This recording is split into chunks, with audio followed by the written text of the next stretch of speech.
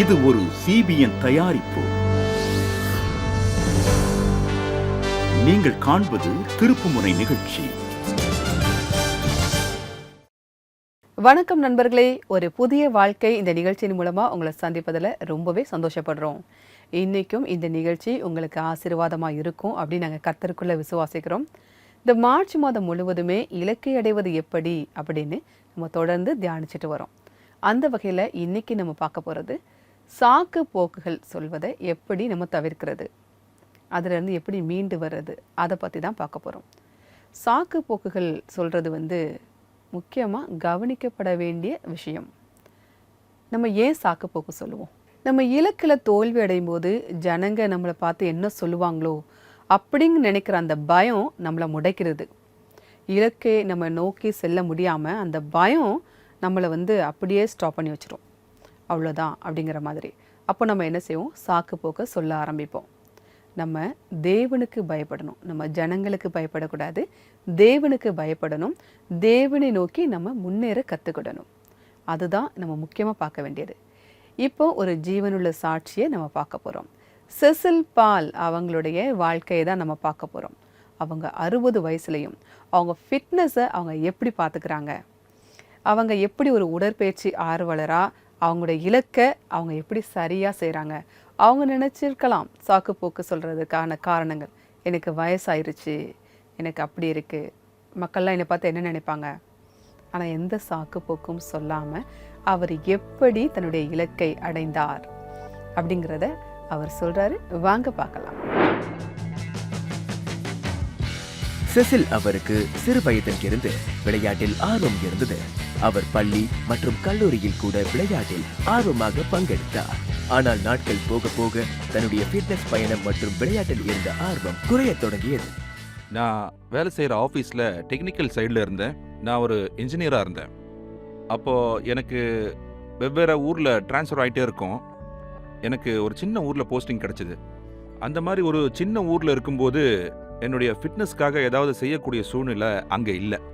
அப்போ எனக்கு அது ஒரு பெரிய பிரச்சனையாக இருந்துச்சு. நான் ஃபிட்னஸை விட்டு ரொம்ப தள்ளி போயிட்டேன். செசில் தன்னுடைய தினசரி வாழ்க்கையில் பிஸியாக இருந்தபோது ஒரு சம்பவம் அவருடைய சிந்தனை மற்றும் அவருடைய வாழ்க்கையை மாற்றியது. நான் சுனில் டாண்டன் சாரை பார்த்தேன். அவங்களுக்கு கிட்டத்தட்ட ஒரு 50 வயசு இருக்கும். நான் அவங்களோட கொஞ்சம் பெரியவன். அவங்க ஓடுறத நான் பார்த்தப்ப நானும் ஓடணும்னு நினச்சேன். என்னோட ஃபிட்னஸையும் நான் நல்லா வச்சுக்கணும். வர்ற நாட்களில் நான் வளர்றப்ப இது எனக்கு ரொம்ப அவசியமாக இருக்கும். அதுக்கு பிறகு நான் ஸ்டேடியத்துக்கு போனேன். அங்கே நான் கஷ்டப்பட்டு 200 மீட்டர் ஓடுவேன். அந்த மாதிரி அவ்வளோ தூரம் ஓடுறது எனக்கு ரொம்ப கஷ்டமாயிடுச்சு. எனக்கு சிரிப்பு தான் வந்துச்சு. அதுக்கப்புறம் நான் திரும்ப வீட்டுக்கு வந்துட்டேன். அதுக்கப்புறம் நான் இதை எப்படியாவது ஜெயிக்கணும் அப்படின்னு நினச்சேன். நான் மறுபடியும் என்னுடைய ஃபிட்னஸ் பயணத்தை தொடங்குறதுக்கு முயற்சி செஞ்சேன்.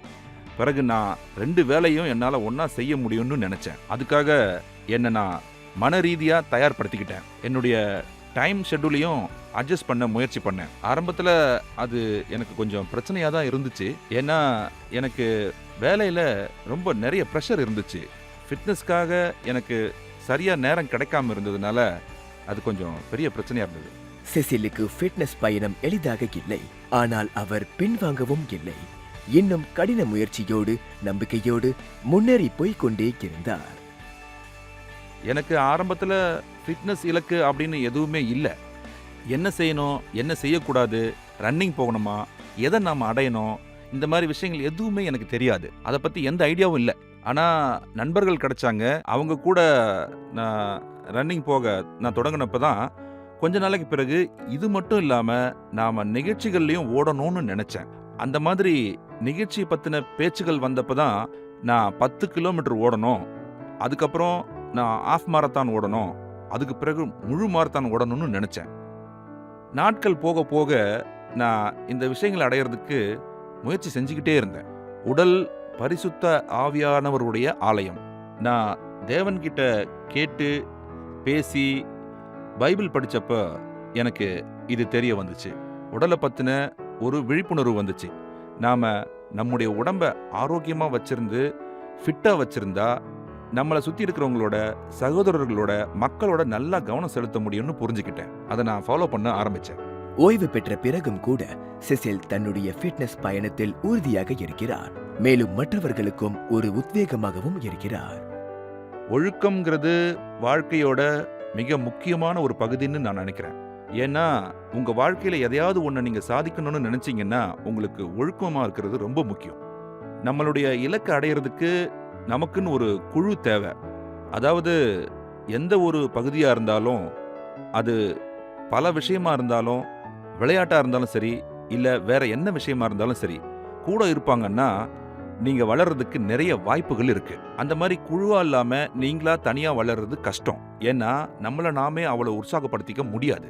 நாம ஒண்ணா இருந்தோம்னா நாம தினமும் உற்சாகப்படுத்திக்க முடியும்.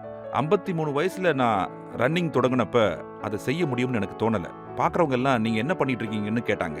நான் தொடங்கினப்ப அது பார்க்கறவங்களுக்கு புதுசா தெரிஞ்சிச்சு. இந்த 50-60 வயசு இருக்கிற ஒரு ஆளால 40 கிலோமீட்டர் ஓட முடியுமான்னு யோசிச்சாங்க. எனக்கு தேவன் மேல முழு நம்பிக்கை இருந்துச்சு. அவர் எனக்கு உதவி செஞ்சார். அவர் என் கூடவே இருந்தார். இப்போ சமீபத்தில் நான் லடாக்ல ஒரு வருஷத்துக்கு முன்னாடி நான் ஓடினேன். உலகத்திலேயே உயரமான, அதாவது உயரத்தில் இருக்கிற ஒரு இடம் அது. அவ்வளோ உயரத்தில் இருக்கிற லடாக்ல ஆக்சிஜன் அளவு ரொம்ப கம்மியாக இருக்கும். அந்த மாதிரியான இடங்கள்ல நார்மலா இருக்கிற ஆளுங்க நடக்கிறதே ரொம்ப கஷ்டம்.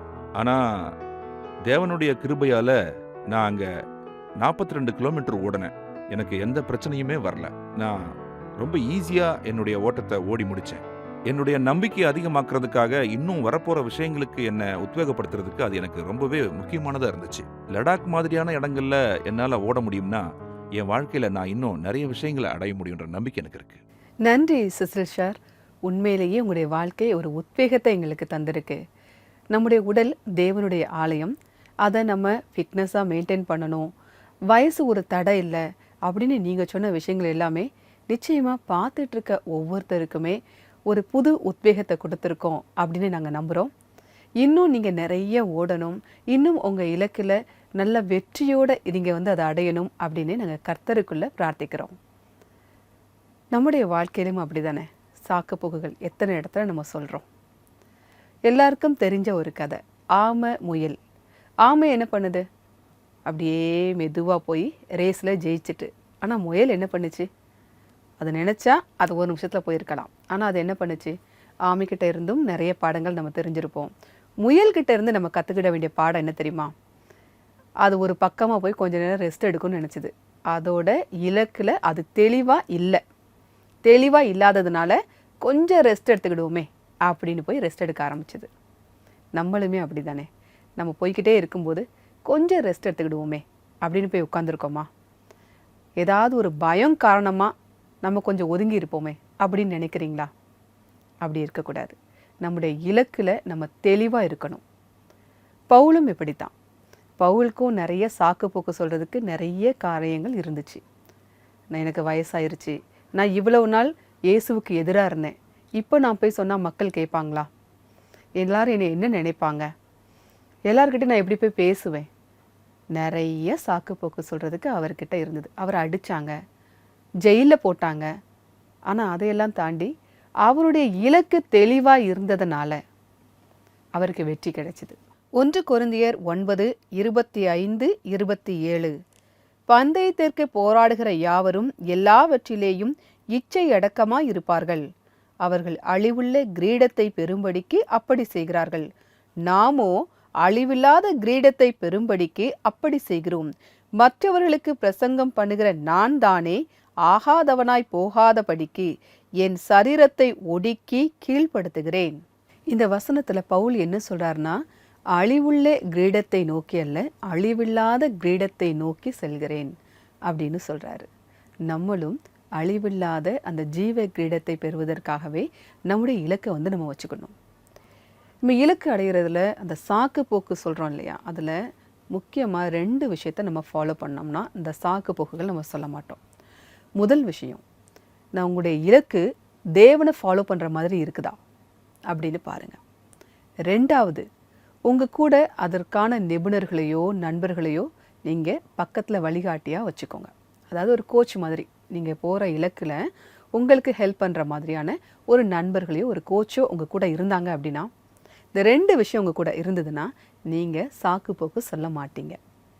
மறுபடியும் சொல்கிறேன், நீங்கள் தேவனை ஃபாலோ பண்ணுறீங்களா அப்படின்ட்டு பாருங்கள். 2வது, உங்களுக்கு உதவி செய்கிற நண்பர் யாராவது வழிகாட்டியாக அவங்க கூட வச்சுக்கோங்க. இந்த 2 விஷயத்தை நீங்கள் ஃபாலோ பண்ணிங்கன்னா நீங்கள் சாக்கு போக்கு சொல்ல மாட்டீங்க. அதற்கு நமக்கு ரொம்ப முக்கியமாக தேவைப்படுறது ஜெபம். ஜெபித்தால்தான் நமக்கு அந்த தெளிவான இலக்கை நாம் பெற முடியும். உங்களுக்கு ஜெபிக்கணும், ஜெப குறிப்புகள் இருக்குது, அல்லது உங்களுக்கு ஜெபிக்க தெரியலை அப்படின்னு நீங்கள் நினைக்கிறீங்களா? எங்களுடைய சிபிஎன் ப்ரேயர் லைனுக்கு நீங்கள் கால் பண்ணுங்கள். நாங்கள் உங்களுக்காக ஜெபிக்க காத்துட்ருக்கோம். எங்களுடைய சிபிஎன் ப்ரேயர் லைன் நம்பர் 9910401010. இப்போ நம்ம நிகழ்ச்சியில் வரப்போகிறது ஒரு சிறிய இடைவேளை. இடைவேளைக்கு பிறகு பார்க்கலாம்.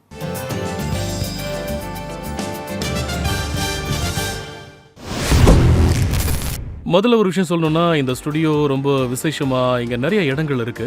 இங்க லைட்டிங் ரொம்ப அற்புதமா பண்ணிருக்காங்க. அப்புறம் கேமராஸ் ரொம்ப ஹை அண்ட் கேமராஸ் எல்லாம் வச்சிருக்காங்க. இங்க ஒரு சின்ன ஏரியாலேயே மல்டிபிள் செட்ஸ் இருக்கு. ஸோ இங்க ஒரு செட்டை ரெடி பண்றதுக்கு ரொம்ப நேரம் ஆகாது. ஆனா இது எல்லாத்தையும் விட ரொம்ப அற்புதமான விஷயம் என்னன்னா, இங்க இருக்கிற சிபிஎன் டீம் தான் நம்மள ரொம்ப கம்ஃபர்டபுளா வச்சுப்பாங்க. இங்க இருக்கிற டீம் மெம்பர்ஸ் எல்லாருமே ரொம்ப எக்ஸ்பீரியன்ஸ் ஆனவங்க. அதனால இங்க டெல்லி குர்கான்ல இருக்கிற டீமோட ஒர்க் பண்றது எனக்கு ரொம்பவே சந்தோஷமா இருக்கு.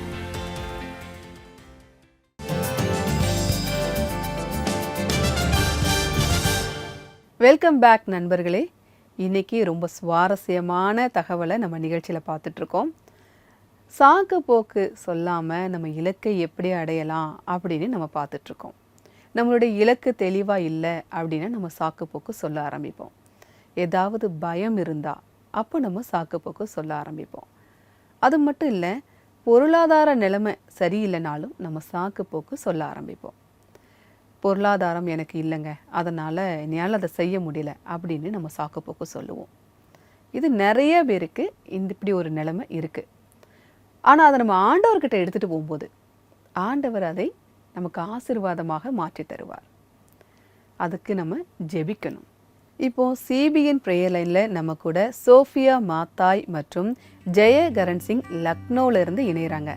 அவங்க உங்களுக்காக ஸ்பெஷலாக ப்ரேயர் பண்ண போகிறாங்க. வாங்க நம்ம சேர்ந்து ப்ரேயர் பண்ணலாம். Hello everyone and welcome to CBN prayer line. நீங்க உங்க பண நிலைமையை பத்தி கவலையோட இருக்கீங்களா? வாங்க இப்ப நாம ரெவரண்ட் ஜெயகரன் சிங்க சந்திக்கலாம். Welcome pastor. Thank you so much Sophia. எல்லாருக்கும் வணக்கம். பொருளாதார தலைப்பு இன்னைக்கு நேரத்துக்கு எல்லாரும் அதை பத்தி பேச விரும்புறாங்க. இன்னைக்கு எல்லாருமே தன்னுடைய பொருளாதார நிலைமைய நல்லா இருக்கணும் தான் விரும்புறாங்க. அதை எப்படி மேற்கொண்டு உயர்த்திக்கிறதுன்னு பல பேருக்கு இந்த சந்தேகம் இருக்கு. அது சரிதான் பாஸ்டர். நீங்க ப்ளீஸ் இந்த ப்ரோக்ராம பாத்துக்கிட்டு இருக்க பார்வையாளர்கள்ல கடன் பிரச்சனை, பொருளாதார பிரச்சனைகள்ல இருக்கிறவங்களுக்காகவும் பிரேயர் பண்ணுங்க. அதாவது பைபிள்ல பொருளாதாரத்தை பத்தி நமக்கு நிறைய விஷயங்கள் சொல்லுது. நாம ஆவிக்குரிய ரீதியா வலுவா இருப்போம் அப்படின்னா, நாம ஆவிக்குரிய ரீதியா முன்னேறுவோம் அப்படின்னா, நாம பொருளாதார நிலை மேல பலவீனமா இருக்கணும்னு தேவன் என்னைக்குமே விரும்புறது கிடையாது. நாம ஆவிக்குரிய வாழ்க்கையில வளர்ற மாதிரி தேவனுக்கு பயப்படுற எல்லாருமே அவங்க குடும்பம், ஊழியம் மற்றும் வீட்டு செலவு எல்லாமே நல்லபடியா இருக்க, பொருளாதார ரீதியாகவும் வளர நமக்கு தேவன் உதவியா தான் இருக்காரு. நீங்க இதுக்காக ஜெபம் பண்ணணும். அதாவது சிபிஎன் ப்ரேயர் லைன் நம்பருக்கு ஃபோன் பண்ணுங்க. நீங்க உங்களுக்காக ஜெபம் பண்ண சொல்லலாம். அவங்களோட நம்பர் 9910401010. வாங்க இப்ப நாம ஜெபம் பண்ணலாம். சர்வ வல்லமை உள்ள பிதாவாகிய தேவனே, மறுபடியும் ஒரு தடவை எங்கள் உங்க பக்கத்துல வைக்கிறோம். இன்னைக்கு எங்க கூட ஆன்லைன்ல இணைஞ்சு இருக்கிறவங்களுக்காக ஸ்பெஷலா ஜெபம் பண்ண போறோம். பிதாவாகிய தேவனே, எங்க பொருளாதார துறைக்காகவும் உங்ககிட்ட ஜெபம் பண்றோம். ஆண்டவரே, பண சம்பந்தமான பிரச்சனைகளை எத்தனை பேர் சந்திச்சுட்டு இருக்காங்களோ, நீங்க ஆபிரகாம ஆசீர்வதிச்சா மாதிரி, பொருளாதார ரீதியா நிறைய பேர் ஆசீர்வதிச்சா மாதிரி நீங்க எல்லாரையுமே ஆசீர்வதிக்கணும். அவங்களுடைய சம்பத்து மிகவும் பெருகி இருக்குன்னு பைபிள் சொல்லுது. அதே மாதிரி எங்களை பார்த்துட்டு இருக்கிறவங்க மனசுல கூட தங்களுடைய பொருளாதாரத்தை எப்படி சரி பண்றதுன்னு பல கேள்விகள், பல புதிர்கள் இருக்கலாம். நீங்க அவங்க எல்லாத்துக்கும் உங்க வசனம் மூலம் உதவி செய்ய நான் ஜெபம் பண்றேன். அவங்களுக்கும் தங்களுடைய பொருளாதார நிலைமை நல்ல நிலையில இருக்கட்டும். அவங்களுடைய பொருளாதார நிலைமை இன்னும் மென்மேலும் போகட்டும். அவங்களுடைய பொருளாதார நிலைமை நீங்க நிறைவா ஆசீர்வதிங்க. இயேசு கிறிஸ்துவின் நாமத்தினாலே கேட்கிறோம். ஆமென். ஆமென். பிரேயர் பண்ணதுக்கு தேங்க்ஸ் பாஸ்டர். சோஃபியா என்ன பார்த்துட்டு இருக்கிற பார்வையாளர்கள், குறிப்பா தொழில் செய்யறவங்க, பிசினஸ்ல இருக்கிறவங்களுக்காக மறுபடியும் நீங்க ஒரு தடவை ஜெபம் செய்யணும்னு நான் விரும்புறேன். கண்டிப்பா பாஸ்டர். வாங்க ஜெபிக்கலாம். ஆண்டவரே, இப்ப நாங்க பொருளாதார பிரச்சனையில போயிட்டு இருக்கிற எல்லாருக்காகவும் ஜெபம் பண்றோம். பொருளாதார பிரச்சனைகள் நடுவுல போயிட்டு இருக்கவங்களுக்காகவும் பிரார்த்தனை பண்றோம். அவங்களோட இந்த நிலைமைய மாத்துங்க. தன்னோட வேலையில, தன்னோட பிசினஸ்ல வளர்ச்சியை பார்க்க முடியாம இருக்காங்க. நீங்க அவங்க முன்னேற உதவி செய்யுங்க. ஆண்டவர் இயேசுவே, பாதைக்கான கதவை திறங்க. அவங்களோட இந்த நிலைமையில ஒரு மாற்றத்தையும், ஒரு நன்மையையும், ஒரு திருப்பத்தையும் கொண்டு வாங்க. அவங்கள கொஞ்சம் கொஞ்சமா படிப்படியா அவங்க தொழில முன்னேற்றம் பெறணும். அவங்களோட வேலையும் அவங்களோட பிசினஸும் பிரச்சனைகள் இல்லாம நல்லபடியா எப்பவுமே நடந்துட்டு இருக்கணும். எங்களோட இந்த சின்ன வேண்டுதலை கேட்டதுக்கு நன்றி ஆண்டவரே. இதை நாங்கள் இயேசுவின் நாமத்தினாலே கேட்கிறோம். ஆமென். பாஸ்டர், நாம பொருளாதாரத்தை பத்தி பேசி மத்தவங்களுக்கு நிறைய நன்மைகள் செய்ய முடியாது. நாம அவங்களுக்கு உதவிய பிரார்த்தனை மூலமா செய்யலாம். ஆமா, நீங்க சொல்றது சரிதான். அதனாலதான் பைபிள்ல எழுதியிருக்கு, நீங்க என்கிட்ட ஞானத்தை கேளு, நான் உனக்கு ஞானத்தை தருவேன். ஜெபம் மூலமா தங்களுடைய பொருளாதார நிலைமைய சரி பண்ண விரும்புற உங்களுக்கு தேவன் கண்டிப்பா ஞானத்தையும் புத்தியையும் தருவாரு.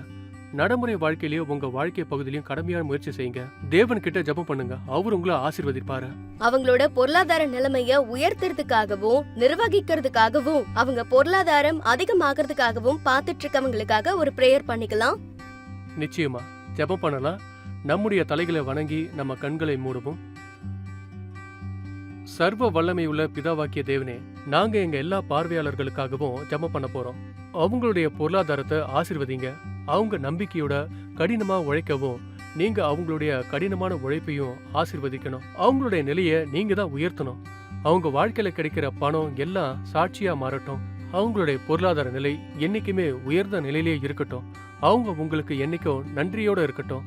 இயேசுவின் நாமத்தாலே இந்த ஜெபத்தை நாங்க கேட்கிறோம். ஆமென். ஆமென். எங்க கூட சேர்ந்து பிரேயர் பண்ணதுக்கு ரொம்ப நன்றி பாஸ்டர். நண்பர்களே, நாங்க இப்ப கிளம்ப போறோம். ஆனா நீங்க எப்பவுமே எங்க கூட தொடர்புலயே இருங்க. CBN பிரேயர் லைனுக்கு கால் பண்ணுங்க 9910401010. அடுத்த வாரம் நாம ஒரு அருமையான ஸ்பெஷலான டாபிக்ல ஜெபம் பண்ண போறோம். நீங்க கண்டிப்பா அதுல எங்க கூட கலந்துக்கணும். Till then, bye and take care. God bless you. நன்றி சோஃபியா மற்றும் ஜெயகரன் சிங் அவர்களே. நீங்க பண்ண ஜெபத்திற்காக மிக்க நன்றி. நமக்கும் நம்ம வாழ்க்கையில பண கஷ்டங்கள், உடல் ரீதியான கஷ்டங்கள் எதுவாக இருந்தாலும் நம் ஆண்டவரிடத்திற்கு வரும்போது, ஜெபிக்கும் போது கர்த்தர் நமக்கு அதை ஆசீர்வாதமாக மாற்றி தருவார். நம்ம நிகழ்ச்சியில இப்ப வரப்போறது ஒரு சிறிய இடைவேளை. இடைவேளைக்கு பிறகு பார்க்கலாம்.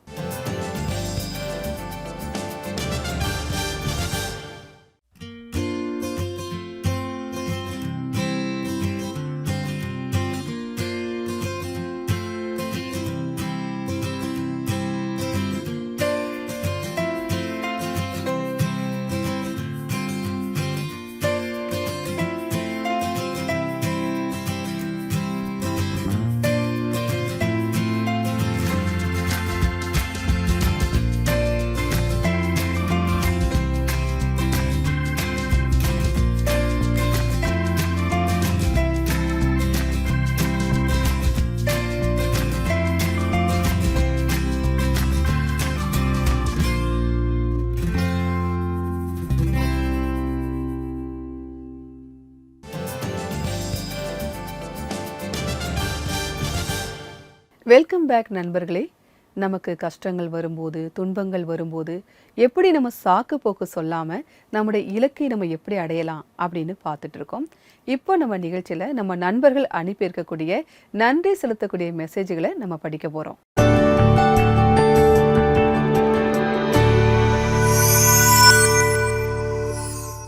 நண்பர்களே, நீங்கள் அனுப்புகிற மெசேஜ் எல்லாமே எங்களுக்கு ஒரு உத்வேகத்தை தருது. இப்போ நம்ம முதல் மெசேஜை பார்க்கலாம். நான் CBN இந்தியாவுக்கு மனசார நன்றி சொல்கிறேன். நீங்கள் ஸ்ரீலங்கா பகுதியில் ஃபோக்கஸ் பண்ணினீங்க. அந்த நிகழ்ச்சி ரொம்ப அழகாக இருந்துச்சு. எங்களுக்கு ரொம்ப சந்தோஷமாக இருந்துச்சு. தேவனுக்கு மகிமை உண்டாவதாக. இந்த நிகழ்ச்சி மூலமாக நிறைய பேருடைய வாழ்க்கையை தேவன் தொடவும், இந்த நிகழ்ச்சியை தயாரிக்கிறதுல ஈடுபட்டு இருக்கிற எல்லாரையும் ஆசீர்வதிக்கவும் நாங்கள் ஜெபம் பண்ணுறோம். தேவன் அனைவரையும் ஆசீர்வதிப்பாராக. மிக்க நன்றி. கர்த்தர் உங்களையும் ஆசீர்வதிப்பாராக. இப்போ நம்ம ரெண்டாவது மெசேஜை பார்க்க போகிறோம். எனக்கு திருப்புமுனை நிகழ்ச்சி ரொம்ப பிடிக்கும். இந்த நிகழ்ச்சியை பார்க்கறது என்னுடைய பழக்கமாக ஆயிடுச்சு. இது எனக்கு ரொம்ப பிடிக்கும். அதோட இது மூலமாக நான் நிறைய விஷயங்களை கற்றுக்கிறேன். அதுக்காக நான் ஆண்டவருக்கும் சிபிஎன் டீமிற்கும் நன்றி சொல்கிறேன். எங்களுக்கும் மிக்க நன்றி. உங்களுடைய மெசேஜ் மூலமாக இது உங்களுக்கு எவ்வளவு ஆசீர்வாதமாக இருந்துச்சு அப்படின்னு எங்களால் பார்க்க முடியுது.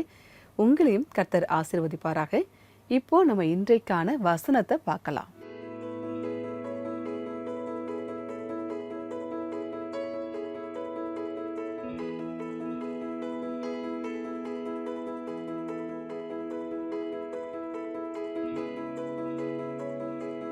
பிலிப்பியர் 4:13 என்னை பலப்படுத்துகிற கிறிஸ்துவினாலே எல்லாவற்றையும் செய்ய எனக்கு பலனுண்டு. ரொம்ப அருமையான வசனம். கர்த்தருடைய பலத்தினாலே எல்லாவற்றையும் செய்ய பலன் உண்டு. எதை குறித்தும் நம்ம பயப்பட வேண்டாம். எந்த சாக்கு போக்குகள் சொல்ல வேண்டிய அவசியம் இல்லை. கர்த்தருடைய பலன் நம்மை வழிநடத்தும்.